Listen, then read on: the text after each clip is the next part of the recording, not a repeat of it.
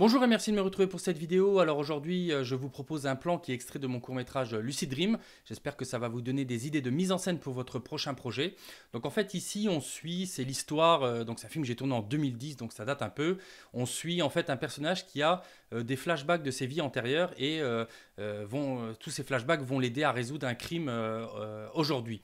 Et donc là, moi j'avais besoin pour pouvoir insérer tous ces flashbacks, j'avais besoin de scènes où le personnage avait été pris un peu de nausée, de malaise.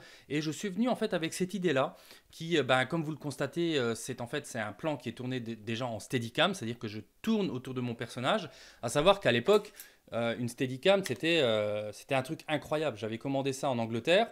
Il y avait, quand je voyais très bien, quand je présentais mon film à un festival, il n'y avait pas beaucoup de gens qui avaient des steadicams. Et donc, du coup, ça apportait une certaine valeur ajoutée à la mise en scène de mon film. Tout en sachant qu'en plus, c'est un film que j'ai tourné avec vraiment voilà, une caméra de salon, parce qu'à l'époque, il y avait pas les Mark II, il n'y avait pas tout ça. Et donc, j'avais besoin j'avais besoin de venir avec un effet un peu original.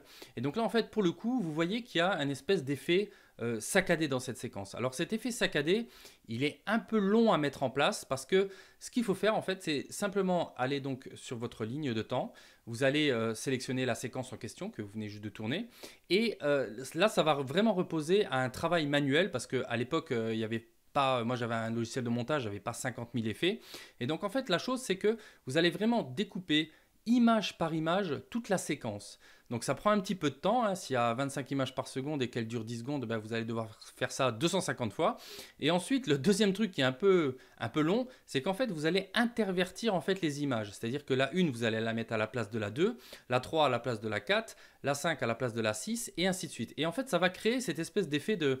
il y a une espèce d'effet un peu saccadé, et vous pouvez un peu varier en coupant, là je vous ai dit, j'ai coupé une image, et après, dans la suite de la séquence, j'ai coupé à 2 images. Et donc du coup, la saccade est plus prononcée en fonction de la découpe que vous faites.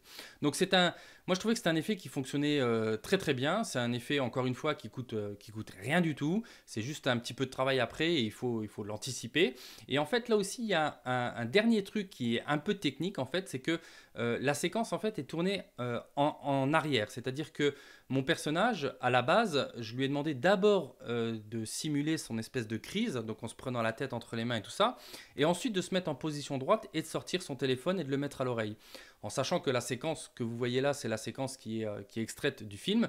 Donc là, vous voyez que l'image, en fait, après moi je l'ai passée dans l'autre sens. Un petit peu le même principe que le film Tenet récemment qui est sorti de Nolan, où en fait on tourne la scène dans un sens et quand vous la remontez, vous inversez le sens de lecture de la séquence.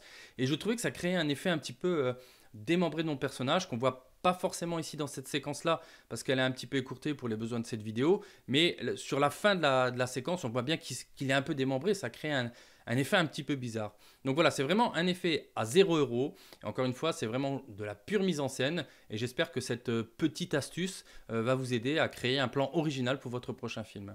Voilà, n'hésitez pas à liker cette vidéo, et voilà, c'est très important pour moi, ça me permet aussi de développer cette chaîne, et je vous retrouve très bientôt pour une autre idée de plan.